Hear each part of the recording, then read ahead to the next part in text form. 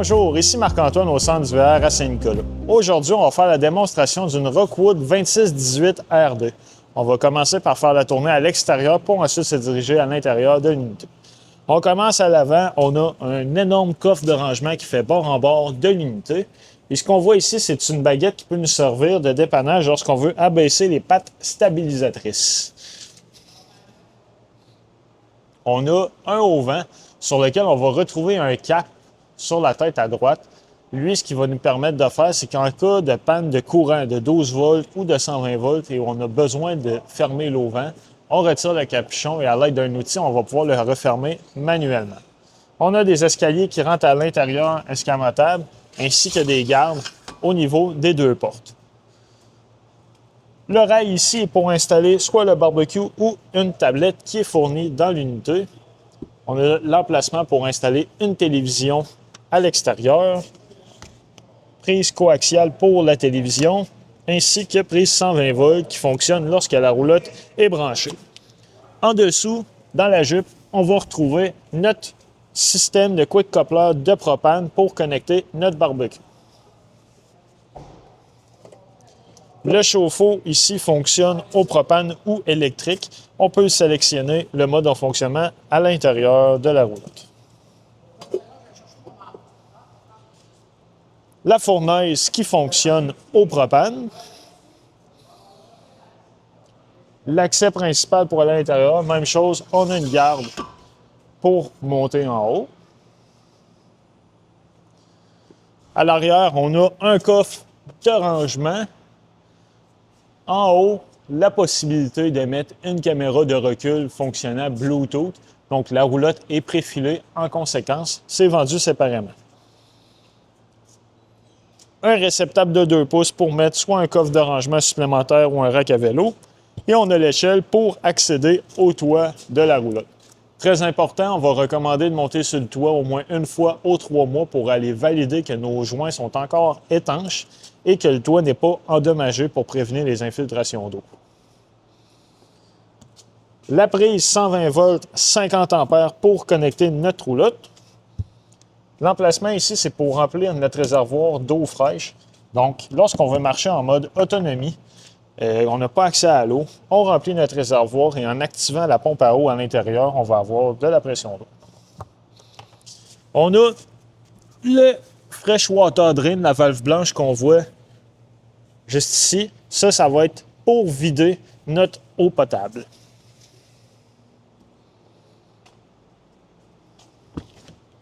On a un coffre qui fait pleine hauteur de rangement. Notre station d'eau principale, donc le City Water Connection, c'est ici qu'on vient connecter l'eau de la ville ou du camping. Le tank flush, c'est un système qui va servir à rincer notre réservoir d'eau noire, l'eau de la toilette, quand on commence à avoir des mauvaises odeurs. On met notre boyau ici, on ouvre l'eau, à l'aide de jet, ça va rincer l'intérieur. Très important, il ne faut pas l'oublier parce que l'eau va monter dans le réservoir noir au point de déborder par la toilette à l'intérieur de la roulotte.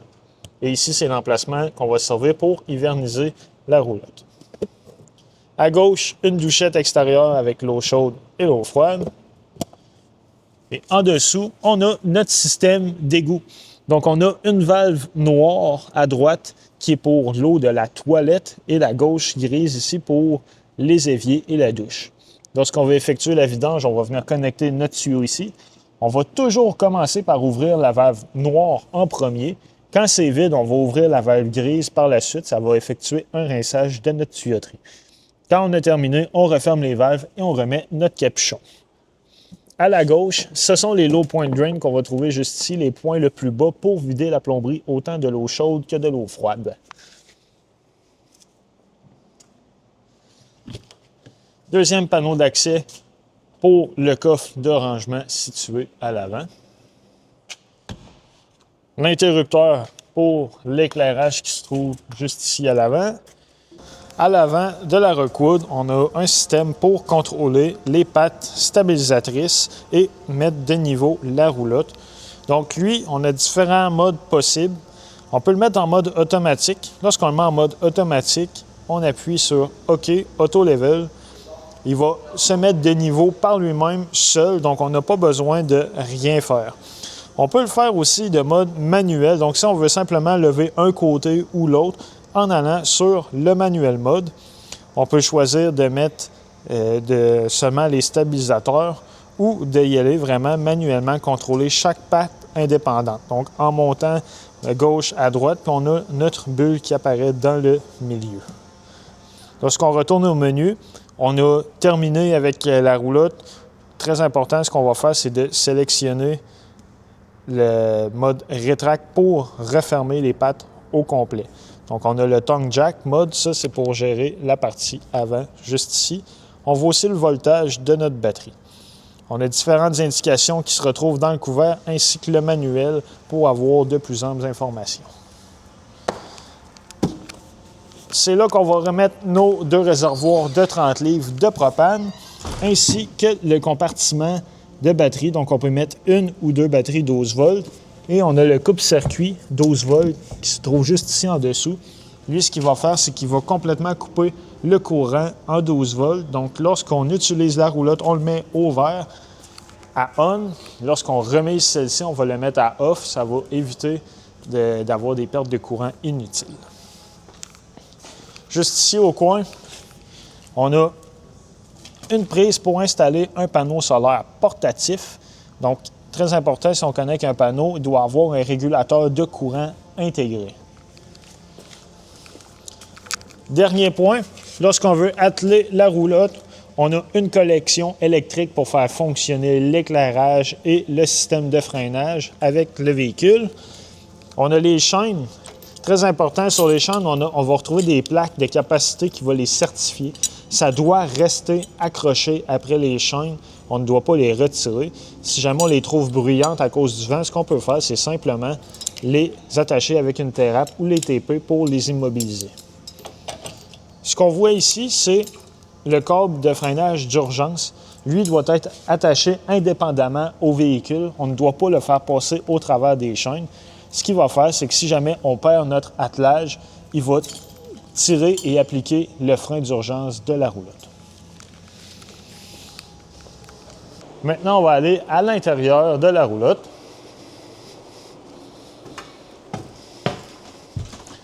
Donc, à l'entrée, au bas, on a notre panneau de breaker principal. À gauche, la partie qui gère le 120 volts et à droite, la partie qui gère le 12 volts avec les fusibles.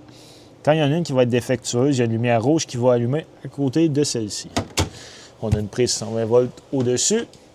Et en haut, notre panneau de contrôle principal. Donc, sur lui, on va voir les différents affichages de niveau d'eau. Réservoir d'eau fraîche, eau noire pour la toilette et eau grise, ainsi que le niveau de la batterie. On a les interrupteurs pour actionner différentes lumières. Un bouton Bluetooth Connect, ça va permettre, via l'application sur le téléphone, de voir et de contrôler certaines fonctions sur le téléphone. On a l'interrupteur pour décoller le chauffe-eau, soit au propane ou électrique. L'interrupteur de la pompe à eau. Donc, lorsque notre réservoir est plein, on active notre pompe à eau. On va être capable d'avoir de l'eau dans notre plomberie. Très important, quand on a fini de se servir de l'eau avec la pompe, on va venir la refermer. Il y a des tank heaters, c'est des pads chauffants qui sont situés sous les réservoirs d'eau grise et noire. Ça va prévenir le gel des eaux usées quand les températures commencent à baisser à l'extérieur. Donc, on ne veut pas que nos eaux usées gèlent. Lorsqu'il fait sous zéro, on active le tank heater pour maintenir une température. L'interrupteur pour ouvrir et fermer l'eau vent, ainsi que les 2 slide-out. Dans la cuisine, il y a la télévision qui est accrochée ici au mur. On voit les différentes connexions à l'arrière. On voit ici le booster pour l'antenne qui est situé sur le toit. Donc, de la manière que ça fonctionne, si on veut capter les pouces sur la télévision, on doit s'assurer que lui, il est à on, le bouton vert ici. On doit aller dans les paramètres de la télévision, aller dans la section Channel et effectuer un Channel Scan. Lui, il va détecter s'il y a des postes digitaux disponibles dans l'environnement.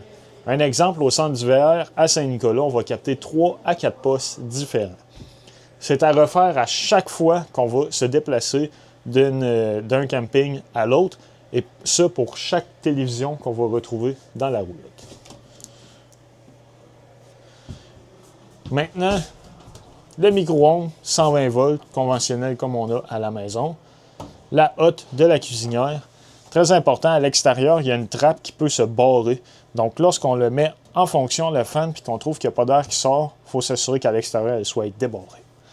La cuisinière, elle, on a de l'éclairage autant en haut que pour le bas. Lorsqu'on veut ouvrir un rond, on fait simplement appuyer et tourner pour ouvrir les gaz. Notre évier avec l'eau chaude, l'eau froide, on a des prises de courant 120 volts. On a aussi de l'éclairage sous les cabinets qui fonctionne tactile, donc on fait au simple toucher, on peut les allumer et les éteindre. Ici, c'est notre thermostat pour gérer la température.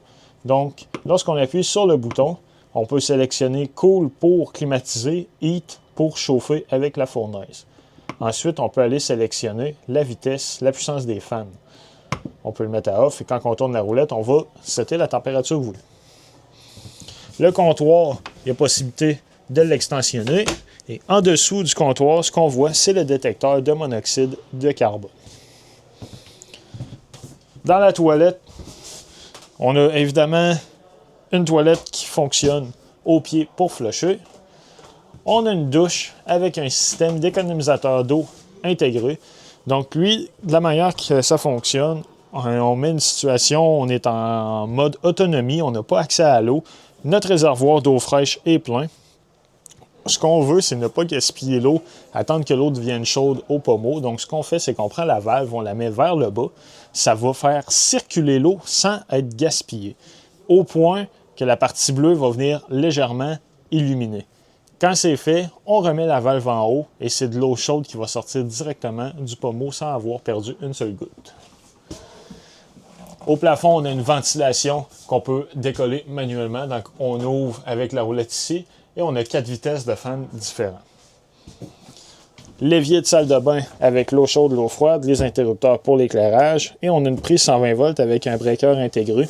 Donc, si jamais on n'a pas de courant 120 volts, c'est la première place à venir voir, s'assurer que le bouton est bien enclenché. Dans la chambre, on a le contrôleur du panneau solaire d'origine du toit qui est sur le toit. Donc, lui, ce qu'il va faire, c'est afficher le voltage de notre batterie ainsi que l'ampérage que les panneaux solaires chargent la batterie. On peut installer un support mural pour la télévision juste ici. Le mur a été renforcé en conséquence. On a les prises pour le connecter à l'antenne. Ça, c'est un armoire pour mettre du linge au complet. On a au fond le contrôleur pour l'inverteur qui est intégré à la roulotte. L'inverteur, lui, ce qu'il fait, c'est qu'il va utiliser le courant 12 volts pour le convertir en 120 volts. Donc, on n'est pas capable de brancher la roulotte sur le 120, mais on a besoin d'avoir du courant dans nos prises. On va venir appuyer sur le bouton Power pour le mettre à On. On va pouvoir se servir des prises qui sont identifiées avec un inverteur dessus, comme de chaque côté du lit. Très important, lorsqu'on a fini de se servir de l'inverteur, on va toujours l'éteindre parce que lui seul va toujours consommer du courant.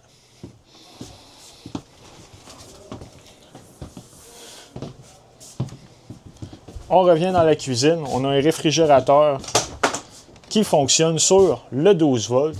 On peut jouer avec les programmations, l'intensité aussi. Quand on maintient le bouton Power 5 secondes, on va être capable de l'éteindre et de l'ouvrir. Particularité de ce réfrigérateur, on peut l'ouvrir des deux côtés. Et le congélateur juste ici. Les fauteuils dans le salon, on a du rangement dans le milieu, un chargeur à induction pour les téléphones, puis on a des poignées de chaque côté pour lever les pieds. Dans le coin dinette, présentement dans cette position, on peut manger autour lorsqu'on veut configurer en lit. La table est sur une patte télescopique. Donc, on a une planche qu'on vient simplement appuyer, puis on abaisse la table. On repositionne les coussins par-dessus pour faire un lit complet. Quand on est terminé, on fait simplement la remontée en place.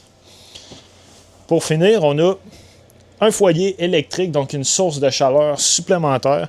On peut modifier l'éclairage, on peut aussi modifier l'intensité de chauffage. Lui, il fonctionne sur le 120 volts. Dans l'unité, il y a un cartable dans lequel on va retrouver tous les manuels d'utilisateurs, autant pour les foyers, les télévisions, micro-ondes, réfrigérateurs. Donc, on peut toujours s'y référer si on a des questions. C'est ce qui conclut la démonstration de la Rockwood. Merci.